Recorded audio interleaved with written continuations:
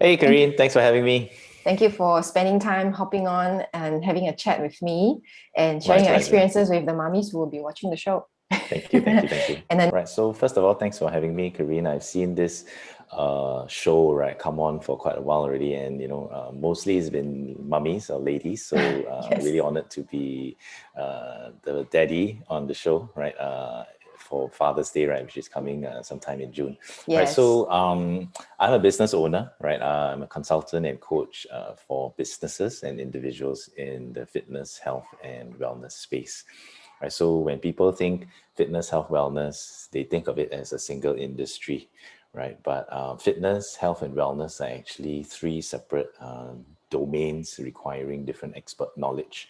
Mm, So based on my experiences, 20 years of a non-linear career, doing different things, I've got expert knowledge in fitness, I've got expert knowledge in wellness, I've also got expert knowledge in health, right? So being able to integrate and combine all of these three from a business perspective helps me understand businesses within this space, and it's either to lead with clarity, to experience growth, to unlock fruitful solutions, or just to achieve a particular goal or target that they're trying to do, or move into from fitness, move into wellness, or to integrate health.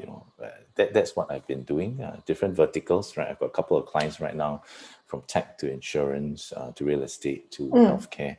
mm. So primarily, that's what I do as a consultant and coach. As a coach, I mean, I've got some personal trainers, boutique gym fitness owners, yoga instructors that I'm coaching as a business coach. So Mm. that's what I do.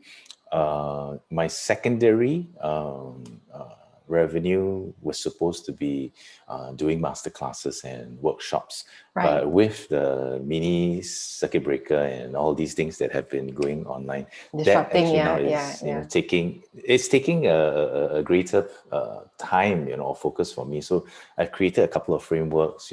It's accelerated that part of what I originally wanted to do. So workshops and training is something that I have been doing Mm. and will be doing a lot more in the coming weeks and the coming months. That's the reason why you're wearing the Adidas shirt, right? Yeah, Yeah. he has this So nice I Adidas top. and my company's name is Avery and Co. Right. So I'm wearing this. It's like shamelessly marketing my brand, and I'm also the mindset coach for the Adidas runners Singapore. So that's what I do with them. And since the lockdown, many things haven't been able to happen. So looking forward to things opening up and for us to start running again. Yeah, I know, And I know. All the running clubs now are now like on a hiatus. Everybody's doing their remote running. Hey, now we run together, okay? all You the run in virtual Woodlands, I sessions. run in Yeah. Jurong, and then we go together. So different, right? Yeah, it's just still very different. We want to know something about the ladies at home too. Right. Yeah. So I've been married for 4.5 years, right? But prior to getting married, we were dating for almost 10 years, right? So it's been quite a while. We've been going out. My wife and I are the same age. I'm 42 this year. I've got a little girl, not so little anymore. She's a little monster running Little around, lah, right? yeah, So yeah. she is now it's June, so she's 4 months short of 3 years, right? Mm, So 2 years, 8 months. mm. We're expecting number two, right? In Oh, November, yeah. congrats! So Wow. things are going to change up quite a bit. Trying to get her used to having a new little one Mm, mm, in the family, right? Talking to mm. little one in mommy's tummy every day. So hopefully, she's receptive, right? We're doing what we can, Yeah. and And when are yeah, you expecting the other one? November this Oh, year. end of Yeah, the year. so Okay, okay. another 4 months, 5 months. Yeah. Yeah, she still has some time to warm up to the little one. Yeah, so we need to do quite a lot of reshuffling, right, in terms of the play area. Wow, dig out all the old clothes, all the infant clothes. What have we not given away? What do we Mm, still have mm, left? mm, Thankfully, mm. my wife is very organized now, so she packs them all into different months, right? For me, I just down one side, and then try and dig it up. Right? That's why you compliment each other. So the clothes she was handling, but all the toys I handled. So all the toys are like all over the place, and I need to go and slowly dig out from the different boxes. Which one is infant toys? Which one is the 3 months and up toys? Yes, Yeah. yes. Exactly. If I ever visit your place, I will know. This corner, mommy. This corner, Yes. yeah, daddy. Interesting fact with everybody here as well. Alex is a professional athlete.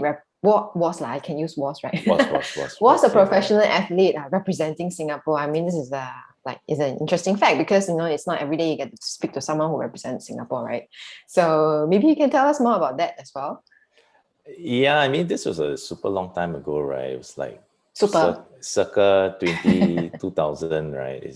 Yeah, and I think it was 1999 to 2002 lah, or 2000 to 2002, so 2 years. And I mean, it's professional because I was receiving a salary, but not so professional in the sense that it wasn't exactly the only thing that I was doing lah. Right, So right. at that time I was still in school, so I was studying. I was in NUS, so studying full time, but at the same time being paid to train full time as an athlete. And there were a couple of us that were under this scheme in the water polo team. So at that time, another two. So I was the only one that was still in school that was doing Right, it. The other two of them working. were working, right? So they were not. Sorry, they were not working. They were literally training and doing that full time and receiving a Right. salary. Yeah, Right, yeah. right. So that was their work. But for me, it was my work, but my studies were not compromised, or more like my training was not compromised because of my studies. Yeah, but the difference was that we are paid based on qualification. So because they had university education, they were paid more. But for Right. me, I only had my A-level cert because I don't have my I was still an You undergrad, right? still So my studying, salary yes. was still lower compared to them, even though we were putting in the same hours and training the Yeah, same it's very time. interesting, right? Like, you are paying salary to a sports person, obviously valuing the sport itself, right? Because that's what you contribute in. But then they benchmark the remuneration against something else that's totally should not be relevant. Well, I think times have changed already, lah. I was just speaking to some people the other day, and also within the sports space, and the question was, why do athletes have to source for sponsorship on their own, right? Current day, lah, right? So, and to me, I was like, well, this is the lifestyle of a sports person, and just count yourself lucky or unlucky that you're born in Singapore, lah. Maybe if you're born in the US, you don't have to do that, but over here you have to do that, and it's your lifestyle choice, right? It's not a sacrifice. Some people say, hey, well, it's a sacrifice, it's a trade-off, it's so unfair. I say, but you But you choose. choose to do it, Nobody right? point Yeah. a gun at your head to tell you that you must go and do this, right? Nobody say you must go to spend a month in Europe or Australia to train, and nobody say you must do that. What you choose, ma. So Yeah. if you choose, then you do what you need to do to get to the To final get where you destination want to or the be, right? goal, right? Yes. Yeah. Yes. So that's how I feel. But I mean, that brought on to the conversation where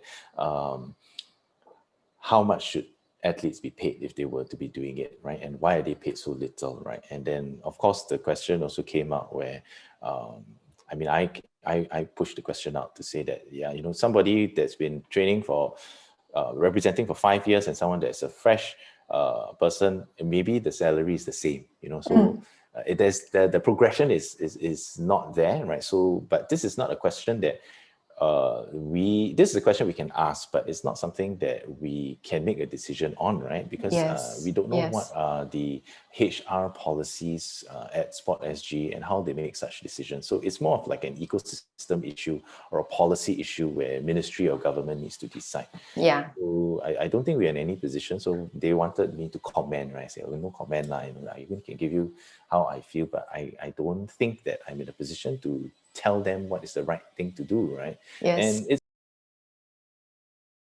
fitness people out there, whether you are so let's call them freelancers, right? Whether you've been doing it for 10 years or you're fresh, you're still getting the same hourly rate, right? So why is there no progression or benchmarking for the fitness space, right? If you're considered a legit profession or legit professional, then just like an engineer or an accountant or a lawyer or even a teacher, right? Based on your number of years of service that you put in, whether it's for the company or that specific industry experience, you should be getting a higher Pay rise, level right? Yeah, yeah. remuneration, right? Yes, So yeah. that's something that I feel requires some thought, right? And how do we then put it through? Because right now, there's so many people in fitness. There's so many fitness places opening up. My friends are calling me and say, hey, Alex, do you know any good trainers to recommend? I need a new gym manager. I need this, I need that. I say, yeah, but everyone is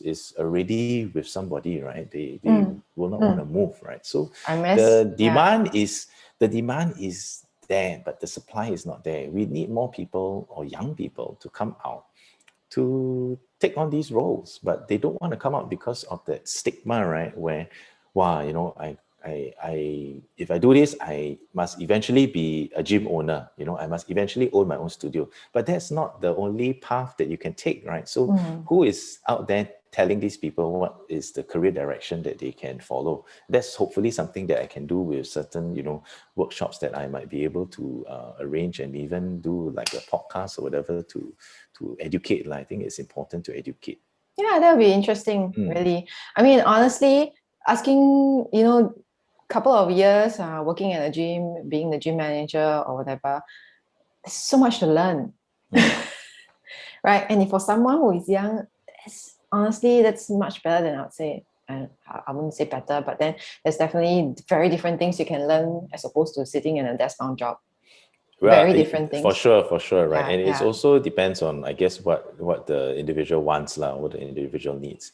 And I share a common history with you, right? In the sense that we both used to be physical education teachers, right? So I think that that common bond, right? And I think being a PE teacher has actually taught us a lot, right? And all of these skills that we acquired as a PE teacher, we are currently using it in our daily lives, right? And I think it's quite amazing. That's also one of the things that I'm working on, a framework to help teachers transit out of education, because I know at least 20% of educators out there that Yeah. When are you not do that, happy you in their tell me, job. okay? Because I also know another. Okay. And then my more teacher friend will know another pool. Exactly, Then by yeah. then, MOE will come after us. It doesn't matter. We are helping to refresh the education system, right? Because if these people pass it, right, 20% is because they don't know what else to do, because MOE doesn't teach them what to do or Do how you to get out know? there. Do you know when I Yeah. was in JC, my teacher then, and then when I went, I worked outside for a while, before I went, I was a mid-career. And then I went to NIE, and then I went to teach, went back to my alma mater. My same teachers were there. like now they are like my colleagues. After I left, they're still here now. I don't know how you do it. No, but you see, Kareen, there are some people that really are very passionate. They love what they do and they're very good at what they do. So it's fine. These people are meant to be teachers. But there are some out there who thought that it's supposed to be like that, but it's actually not. So the expectations are not aligned. And because of that, they're not happy in their job. And because they're not happy in their Right. job, then they're not giving their 100%. And because of that, then the students are getting the shorter end of the stick, right? So why don't we try to help these people move on to something that they can actually be enjoying and doing better, and bring in fresh blood or new blood to be able to meet that expectation and that need, right? So I think it's important. Like, it's not so much that The length of these people. service or Yeah, yeah. exactly. I think It's it's about understanding options. correct. Yeah. Yeah, and I think there are some HR best practices or some companies that are out there doing this. But for me, as a 过来人, right, as someone who's been there, done that, and been successful to create something for myself and of my own, I think I want to be able to help people who are stuck to be able to come out. So that's something that I feel, because one of my core purpose, right, or my corpus is to help people, right? And if there's something that I can help people with, whether it's as a business or an individual, based on my skills and experiences, that's something that I want to be doing, working towards my strengths, right, rather than doing something that I am literally don't know how to do or not good at doing. played from, so I mean, I think from as an athlete in Singapore, it is very progressive. It's quite straightforward, very linear path, right? You start out in school, then you go to the combined schools, then maybe you get drafted into the national youth team, and then you go into the senior team. So that's what happened for me. I was in the senior team from 98 to 2002. Right, so my first international competition was the Asian Games in '98 in Bangkok, then the SEA Games in 2001 in KL, and then Commonwealth Games in Manchester 2002. And then I had to retire prematurely, so I incurred a slip disc. So 2001, I had a L45 prolapse disc, and it was causing quite a lot of pain and numbness in my. Was it due to any incident or impact, or? I don't think it was a specific incident. I mean, even doctors also said, no trauma, but it was more wear and tear, I guess from the weightlifting to, water polo is actually quite a physically demanding sport. Yeah. From the scrimmaging to the fighting in the pool, right? So the twisting and turning motions. And yeah, in 2002, I got my L5S1 disc also came out, right? So, so there was a point in time where, you could take a needle to poke my right leg from my knee down, and I couldn't feel you poking me with the needle. Oh my. Yeah, so the nerve was so impinged that I couldn't feel my toes and my feet. And, oh my God, were you scared? Like, of course, I was scared. It's scary, at that time. right? Like, yeah, but also quite gung ho lah. I mean, from 2001 to 2002, when it got really serious, and the pain was excruciating lah. Right? Of course, like cannot put on my pants, cannot bend down, cannot brush my teeth. So the back is really, I mean, they call it a structure or backbone for a reason, right? So a lot of things, daily things I couldn't do, and I had to retire prematurely lah. So some doctors recommended surgery, some said, let's see how it goes. I opted for physio, TCM, and just to let nature take its course. So how long did it take then to well, I think it took maybe 3 to 4 years before I wasn't handicapped anymore. But now, I still get relapses on an annual basis, like every 6 months or 12 months. In fact, just 3 weeks back, I had a relapse. So when I have a relapse, it could be something as simple as bending down to pick up a piece of paper, right? Or opening the drawer.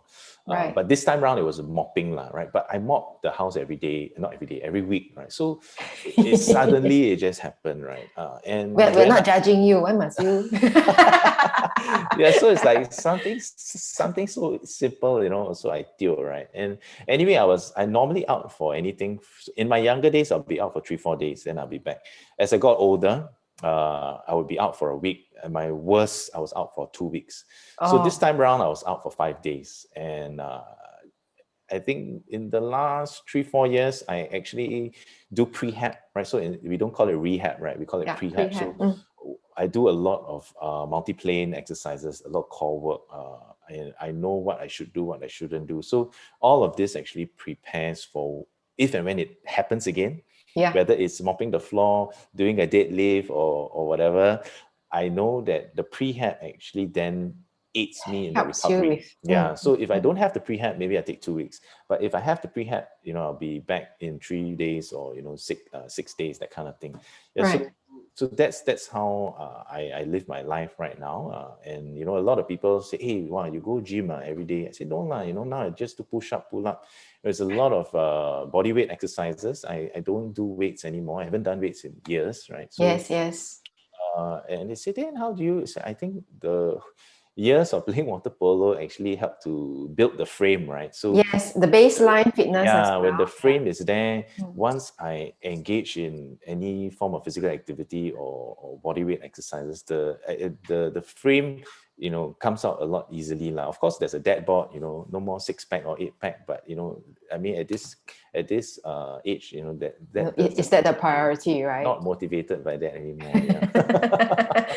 Because you got your girl already. Who cares? Yes. Yeah, I know, right? I know.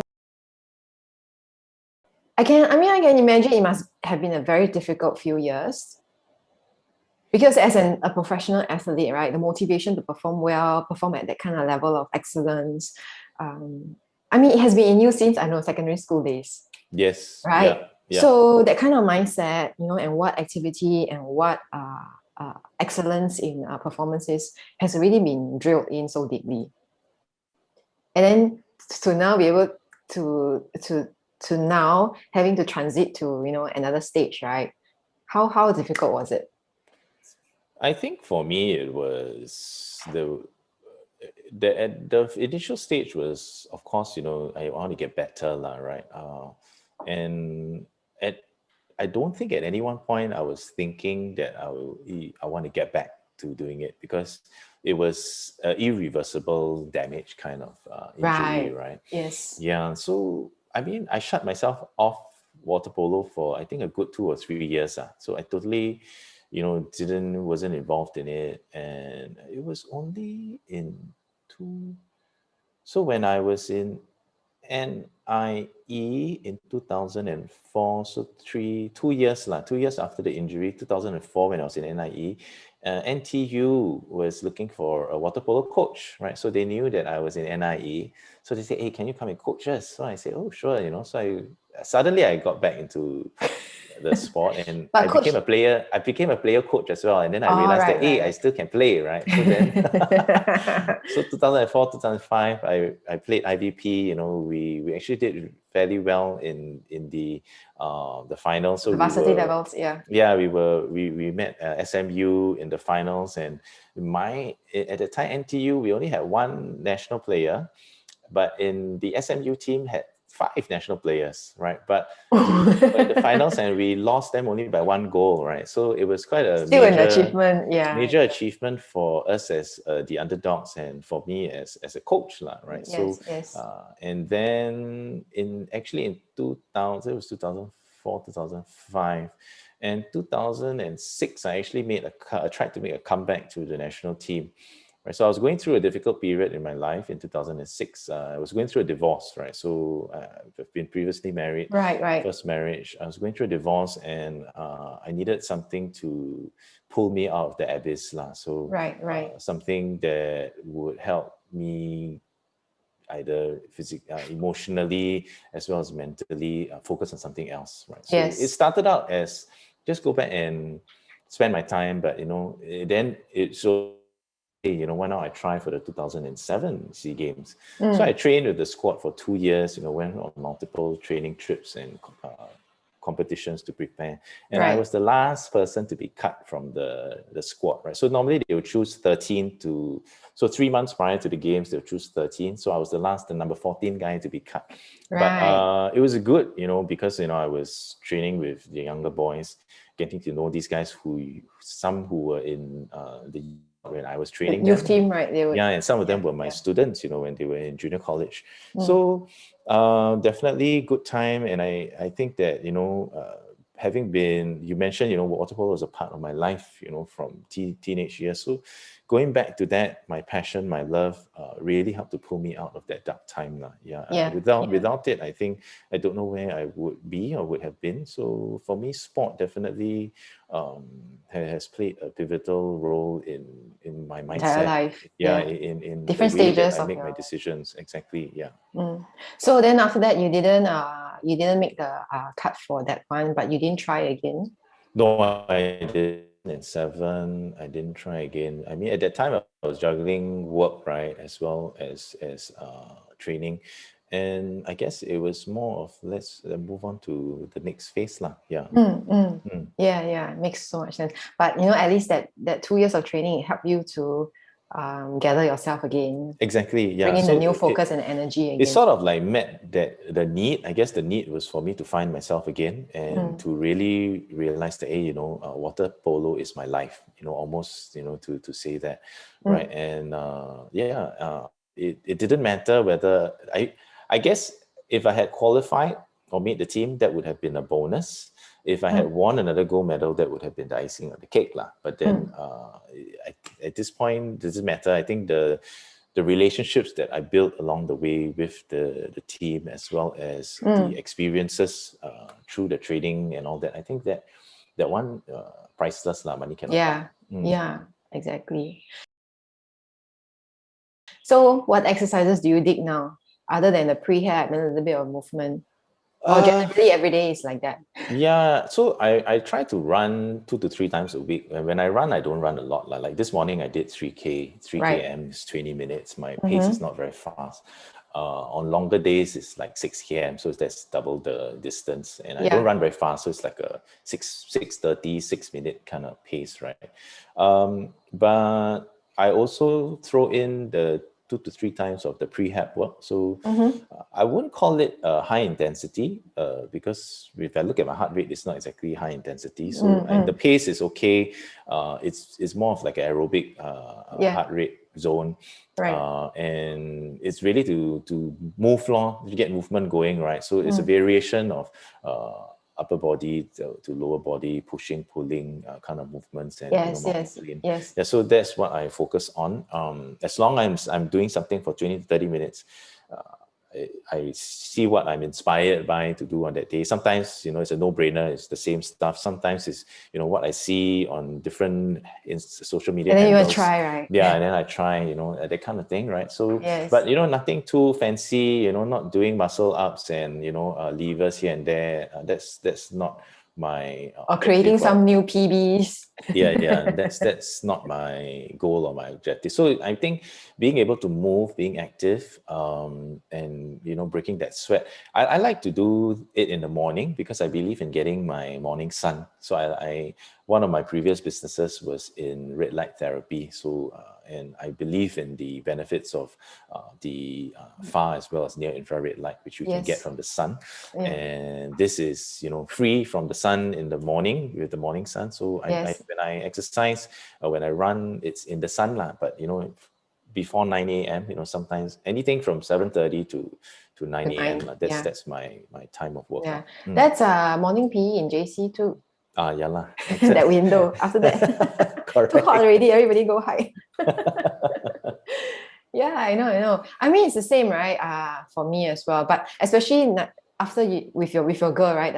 She's about almost what 3 years. Especially with a little girl now, then it's even more essential to build exercise around this kind of pattern, Mm, right? 20, mm. 30 minutes to do something, at least move. Because we just don't have the luxury of time anymore to spend two hours Exactly. at the Yeah, gym. you're right. Pack your bag, go to the gym, do your whatever routines, how many sets or what, and then come home. Yeah, and then spend another 1 hour in the shower. No lah, don't need lah. So it's just Yeah. like literally out of the house, go to the park. There's an open area, or just run is around the Get the estate, sweat right? in. Yeah. Yeah, and I need to do this early because pre-mini lockdown, right? I would send my girl to school at 9 a.m. Right? I mean, school starts at 9, but normally we're in at 9:30 or 9:45 because she always cannot wake up. But the so I need to wake up early at like Yes. 5:30 or 6. So then I'll get a bit of work done, and then I will go for my exercise. I need to shower, and then I'll wake her up. Then so part of the household routine I do at home also is I do the cleaning and I do the laundry. Right, so laundry is done every 2, 4, 6. So laundry is not as easy as just throwing it in the wash, right? I mean, you throw in the wash already is maybe 5, 10 minutes. You need to sort the clothes. After Yes. that, I need to hang. Hanging it itself takes another 30 minutes. So Yeah. that also is time consuming. It So I is. need to plan for that before we send her to school. Yeah. So Yes. that's It that's my is. morning routine. It's a lot of little things that just add up and suck away our time. Yeah. Yeah, yeah. Yeah, especially so I assume that's why you're doing laundry because you don't have hired help at home, right? Yeah. Yeah, same. So we don't have hired help at home as well. So everything is literally us. So if it's not me, then it's the twins. But I mean, there are 10, right? It's just some things they can do, some things I do. Sometimes it's better you do, otherwise it gets more messy. Correct. Faster, I do faster Slower or cleaner. slower. Yeah. Yeah, correct. Yeah. So yeah, we just have to take into account all these things that actually really take up time. Mm. The early days when she's just born. Mm. And postnatal blues, postnatal depression are quite real for mothers. Mm. So I mean, I just want to understand from Daddy's perspective, right? I mean, did your wife go through a period of difficult time, during the initial few months, especially, and then how did you guys cope and go through it? I think she did go through a little bit, but I don't think it was very serious or it was very bad. I think it was more of the prenatal that was bad, not the Oh, the postnatal that pre, was okay, bad. okay, Yeah, right. When she yeah, was pregnant. yeah, yeah. Mm. But I think we, Did she have a difficult time, like, too much morning sickness and all yeah, that? she was in bed quite a bit, right? Mm. And the morning sickness was bad. And we had a car accident in that same year prior to the baby. So her Coccyx, yeah. coccyx was a bit Oh, injured. okay. Mm, mm. So the pregnancy actually exacerbated that, or it came back now, the pain, right? Right, right, right. Yeah, so that was quite uncomfortable for her. Mm, Yeah, thankfully with this new pregnancy, she's not experiencing that anymore, right? mm. But yeah, I think that the we have some help at home because I live with my in-law, so mother-in-law is here to help. So I think the postnatal were not so bad, and my wife is a very strong character, very strong lady, and Mm. I think she managed very, very well. If anything, she would we there were some outbursts here and there, but I think she managed it very well, and I'm here all the time, right? So, but sometimes one of the my main limitations is that even though I'm physically around, sometimes I might not be asking the right questions, or I might not be providing the right kind of emotional or intellectual support, right? Mm, Yeah, mm. so that's my downside lah. So I might be there physically, but if I'm not asking the right questions or not giving the right solutions, then it also becomes a Comes problem. back to you. Correct. Yeah, yeah. But I know this of something. So it is my something that I am not so good at doing, and my wife understands that as well. So I think is that mutual understanding that we've been able to pull through lah with the first pregnancy or the first baby. Experience that. Um, what are the three tips you have for, dads who are, or not that new dads, right? Men who are Mm, going to be dads soon. mm, mm, mm. Yeah. Well, I think that always appreciating your wife, and always saying thank you is something that cannot be undersaid, lah, right? And having so we opted for natural birth, so having seen the 9 months of difficult period, having the child in her tummy, and at the same time that however many The numbers entire of labor. labor with before the baby popped, right? I think it really shows the husband, right, or the father, how much pain and time and all these physical changes that your wife goes through as well, right? That is sacrifice for the family, right? And I think that is something that we can never thank enough for or of, and really appreciating long, because I mean, of course you can say that we choose, right? It's a choice where you choose to have a baby and you already know that this is happening, but that doesn't mean that you cannot still appreciate That and doesn't thank, discount the right? fact, right? Yeah, Exactly, yeah. yeah, So yeah. knowing, because it's a decision we make together that we want a family, and you know that if you were to have a child, all these things are going to happen to your body, our lives are going to change, we're going to have less me time, blah blah blah blah blah. But we make that choice, and but still we can appreciate each other for the choices that we make. I think that's Mm, that's my number one, right? yeah. And I think number two, as a new father, it's you have a responsibility to your family, right? So you're not just thinking for two people anymore, you're thinking for three people, four people, right? Minusing the extended family, which is parents lah. But Yeah. so you need to think and act responsibly, right? So that's something that sad to say some fathers or husbands are not so in tune with, right? So even though they have a family, they also don't think and act very responsibly. Right, So that's right. something, that's my number two point, or number two tip. And number three would be, spend as much time as your child as possible, because they really, it's cliched, right, that your child grows very fast, but really they grow so fast that you're so busy with everything else that you don't realize how quickly they've grown. Sometimes there was once we were out and we called home and, to speak to my mother-in-law, and then she wanted to be on the phone, and we're like, who's that on the phone? I said, oh, we couldn't even recognize her. She sounds like a grown-up kid talking on the phone, right? And she's actually only like a two-year-old girl, right? So all of these things really hits you at some point.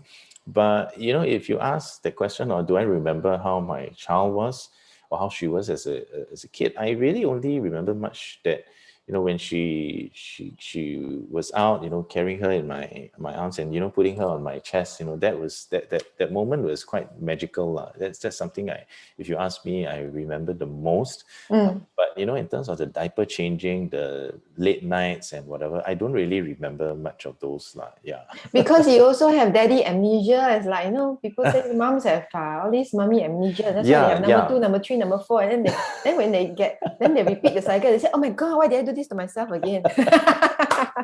Well, that's going to happen to me soon. So yeah, I will update you on how that goes. It's okay. Number 2, we both of you are more experienced already.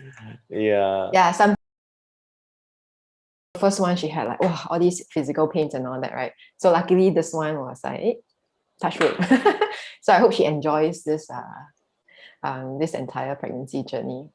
So far, so good. I mean, she realizes now with number 2 that, she needs to be active. Then she actually feels less tired. Yeah. So if she's like on her feet all evening cooking, she actually doesn't feel as tired and lethargic at night. But I thought that, wow, you've been on your feet the whole evening, you should be very tired, right? She said, no, Lay, it's when I'm not doing anything that I You actually become more feel, lethargic, right? Yeah. So I guess different pregnancies are different, and it's not always the same. Yeah. Different, yeah, very different. Actually, for me, almost the same. Both also make me puke like mad.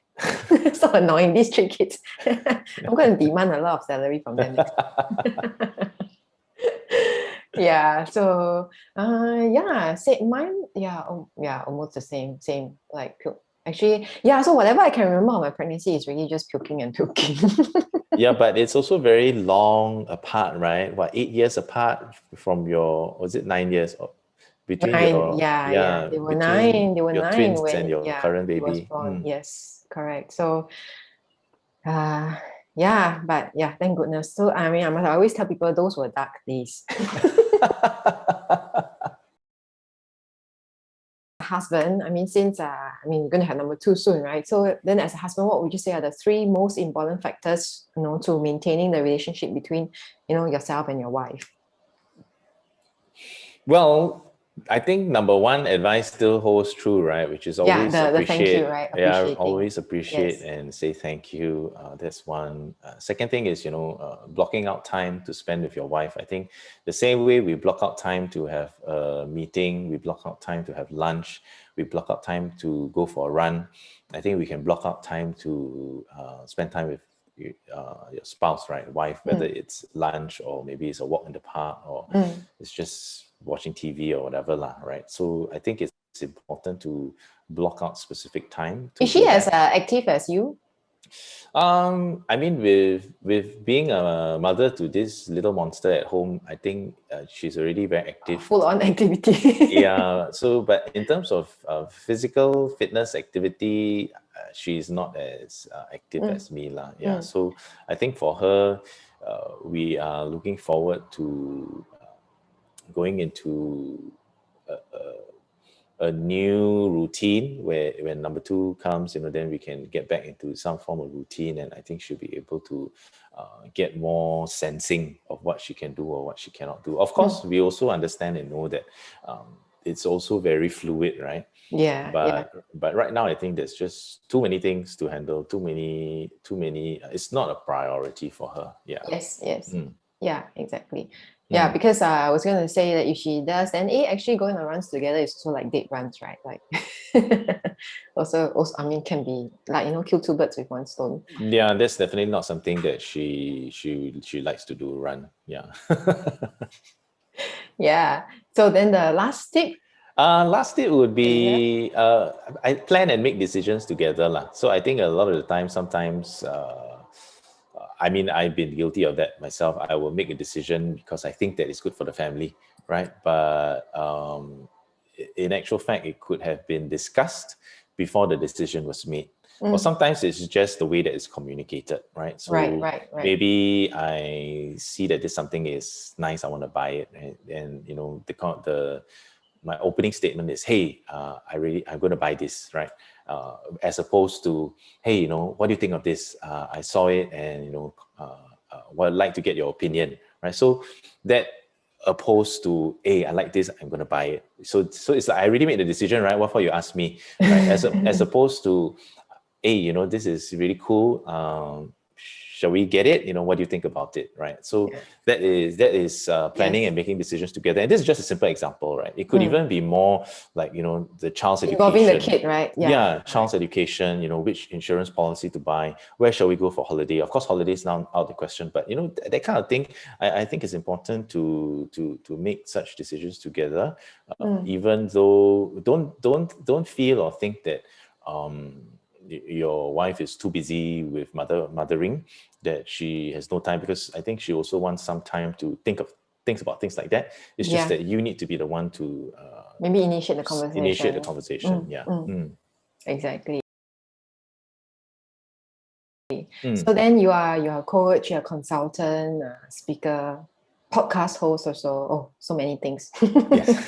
So many people follow your thoughts, and then you must have also shared a lot about your thoughts and philosophies, right? And you know what you think personally about, you know, certain things. So I'm curious to know, what are the 3 top philosophies you strongly believe in when it comes to raising kids? Wow.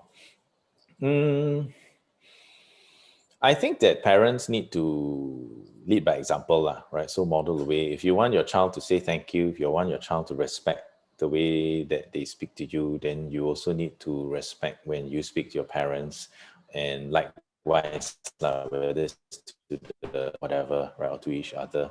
And so that's one very important philosophy, right? I think modeling the way and leading by example, right? So that's the other thing is to let my children try and to let them fail.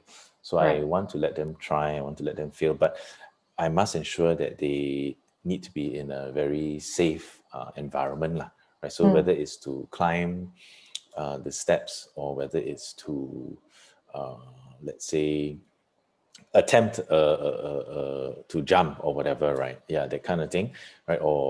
And sport in itself is a very, very good vehicle to be able to teach them that, right? So getting them involved in whether it's throwing a ball, hitting a shuttlecock, or bouncing a ball, you know, throwing a frisbee, that kind of thing, or skipping, you know. So all of these kind of thing, I think let them fail, let them try, and give them that avenue to explore, such that they can have something to aim for. And all this is also very, you know, teachable moments where you can transfer to life, right? So how do you teach these simple moments and apply it to life? So that's something that I really, really hold true to. And the focus for me is definitely, you know, character and experience over academics lah. So, you know, you can be a straight A student, but you know, if you have no integrity and you know, you only a bookworm or book smart, then that's not something that I will want as for my child's education lah, right? So character and experiences to support that's my philosophy. Right. 2.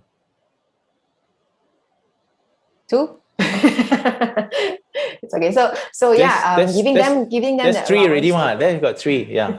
Giving them the allowance to an opportunity to fail in a safe environment. Right. And then character. Then number 3 would be character, focus on character and experiences as opposed to academics. Yeah. men have traditionally taken on the role as the breadwinner of the family, right?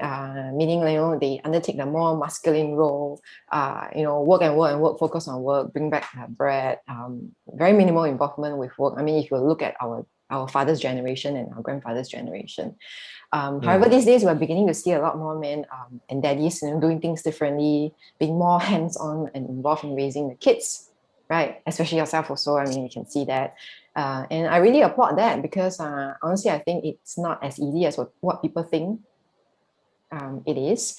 So, but I'm interested to know from your perspective, having taught and, spoken to many men, fathers as well, right? Really how easy or difficult it is for men to assume such identities these days. Well, I think it's very different. It depends on how these men were actually nurtured, as a child, and what sort of home environment they were in, right? So I think it's difficult to comment, and it's also very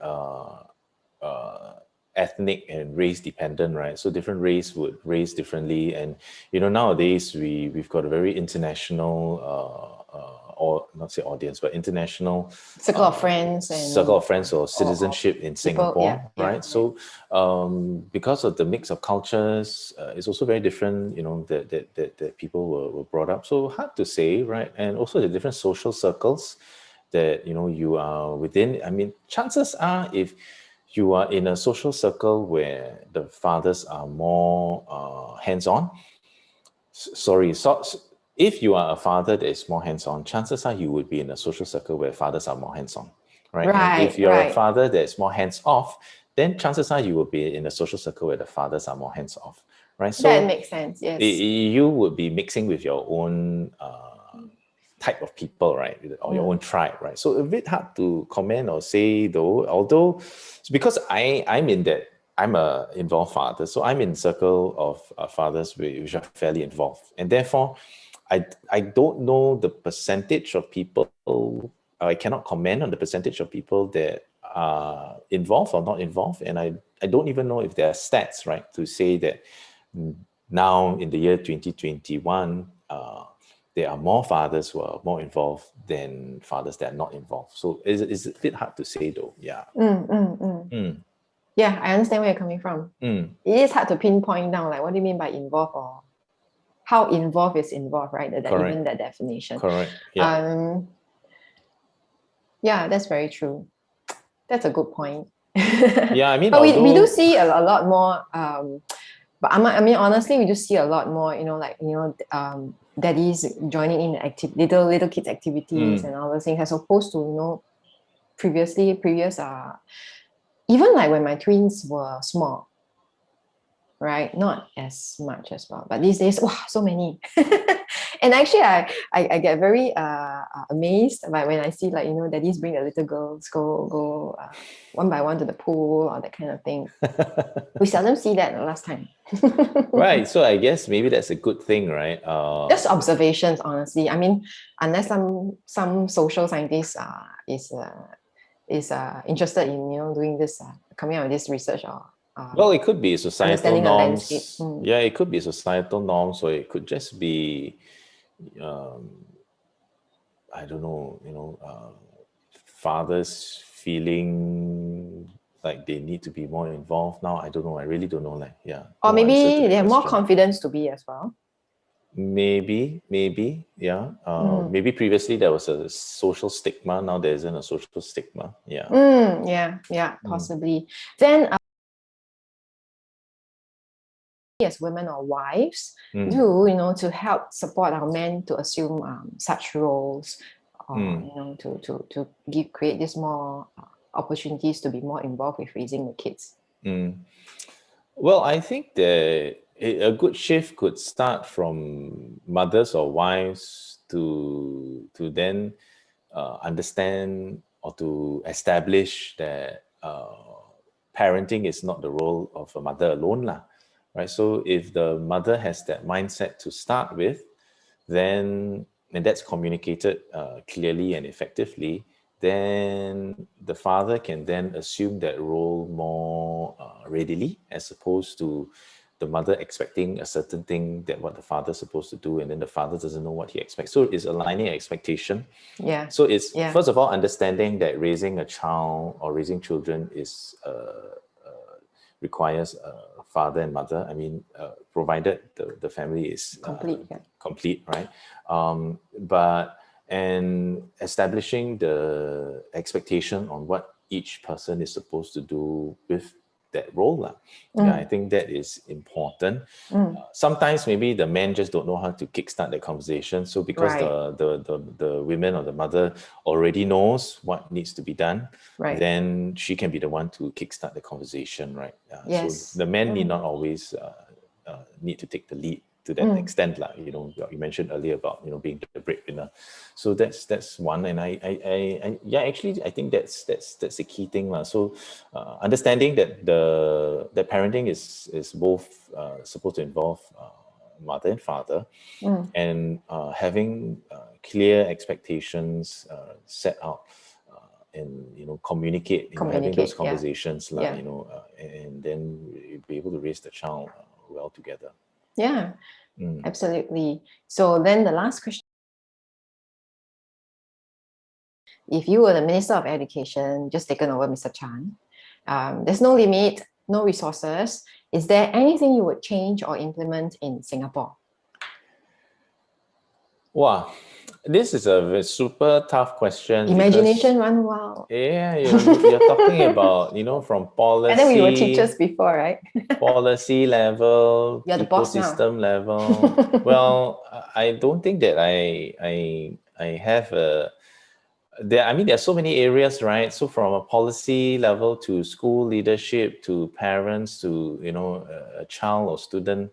Well, how would I change the Anything, don't change, or you want to introduce something new, also possible.